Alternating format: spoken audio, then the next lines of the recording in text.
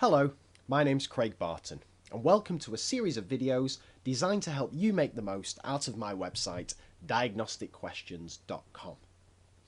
In this video, we're going to take a look at how the website, and specifically the data and student explanations that we receive on it, can be used to better inform your teaching and hopefully help you feel a bit more prepared when you go into the classroom, giving you greater insight into what students tend to know and not know about given subjects. So maybe you're a student teacher or a newly qualified teacher and you've never taught a certain topic before. Or maybe you've taught it a few times but you've never been entirely happy with it. Or maybe you're like me, a teacher who's simply fascinated by what students know and what they don't know and the mistakes and misconceptions that they have.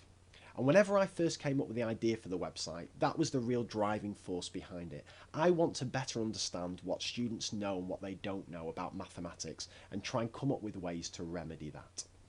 So, let's imagine that we're about to teach the wonderful topic of speed, distance, time to our students. But before we do so, we want to get a bit of an idea into what students know and what they don't know. So, let's take a little trip here to the data questions page. And this is where we get data on every single question that's been answered on the website. But we don't want every single question.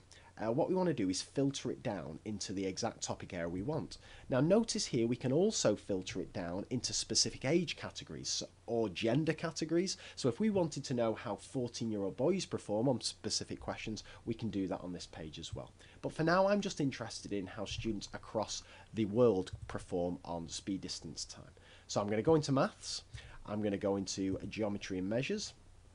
I'm going to keep filtering down into compound measures, and I'm going to go a little bit further into speed, distance, time. There we go. Now this is defaulted to be set up to show the most incorrectly answered questions, and this one straight away seems to be standing out. That only 40% of people have got this right. So I wonder what's going on with this question. Let's have a look at it. A plane travels 100 miles in 22 minutes. How would you work out its average speed in miles per hour? I see. So this seems to be one where the units have changed. I wonder how students have coped with this.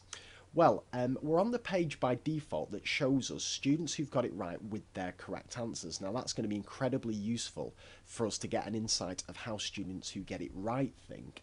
But what I'm also interested in is how on earth do students who get it wrong think? Why are they going for their answers?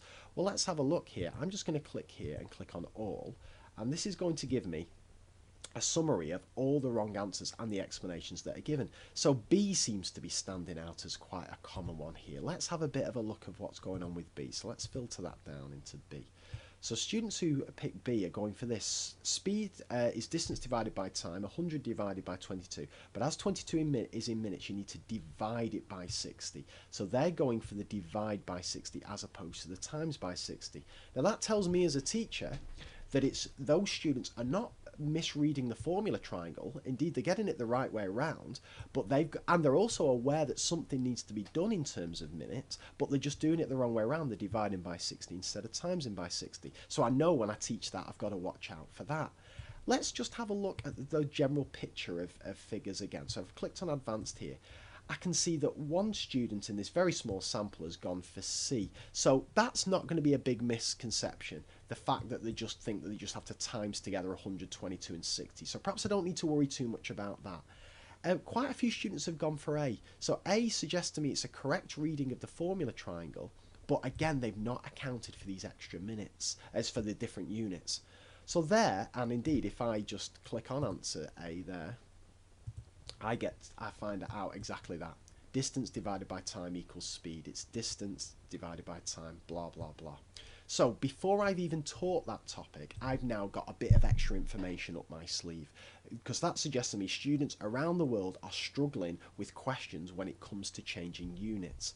Whereas if I just go back to my data question page, whenever we get the more straightforward questions like this, which is the correct formula for calculating speed, or even further when I go back into these, the more straightforward questions, the vast majority of students tend to be getting those right. It's the ones where units change which are causing problems.